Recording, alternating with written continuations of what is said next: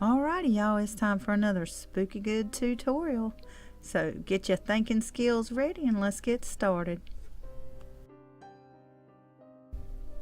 We're going to be using canvas grocery bags that I purchased a couple of years ago at Hobby Lobby on sale. And these skulls I got at the Dollar Tree. I'm just going to trace them over onto fusible interfacing. Makes it easier to do it this way. So once I've got them traced, I'm just going to roughly cut them out. I'm not going to cut them out perfectly. And then I'm going to press them onto the back of the fabric. That's going to be the shiny side of the interfacing facing the wrong side of the fabric.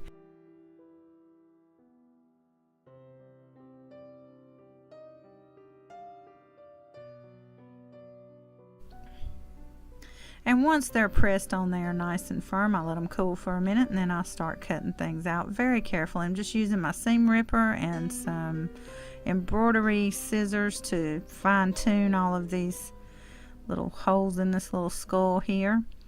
In hindsight, I really wish I hadn't cut those little dimple holes or whatever they are. It was really a waste of time and really hard to sew around. But anyway, you can do it however you want to do it. You can freehand draw your skulls or you can use these. I just happened to have them and it was easier.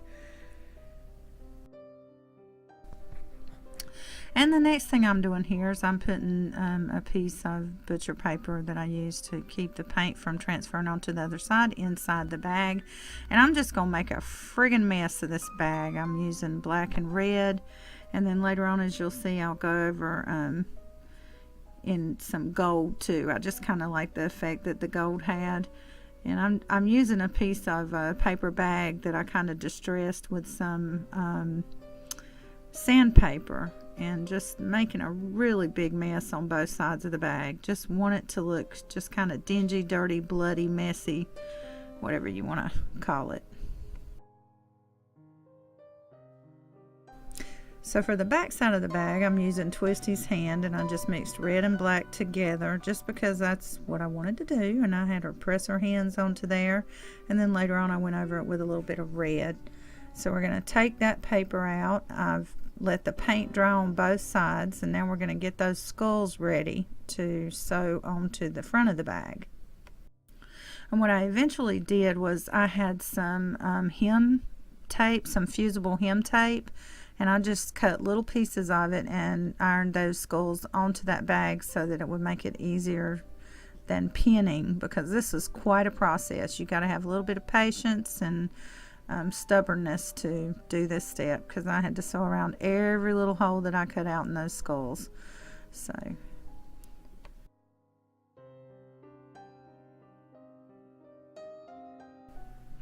and then there you have it. That is the skulls sewn onto the front of that bag. And actually later on after this video I decided to add a layer of glitter paint to the handprints and the skulls, and it looks really great that way. So stay tuned for the bonus clip. I'm going to show you how to line this bag.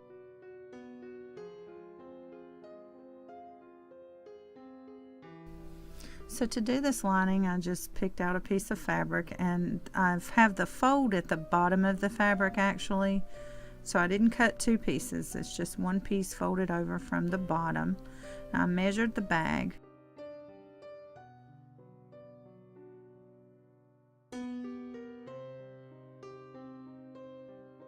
And I'm just pressing the top. You don't have to hem this, because that's going to happen when you attach the inside and the outside of the bag together. So you can see it's on the fold here, and I'm just going to sew along both sides just right there. And then I'll always go back and make sure. I don't always put that on in the video, but I make sure that it fits inside the bag.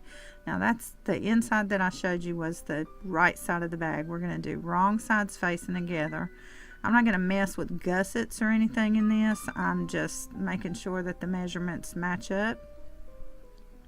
And I'm pinning the side seams together for the inside and the outside of the bag. And I'm just going to do a stitch all around the top, and it will be lined.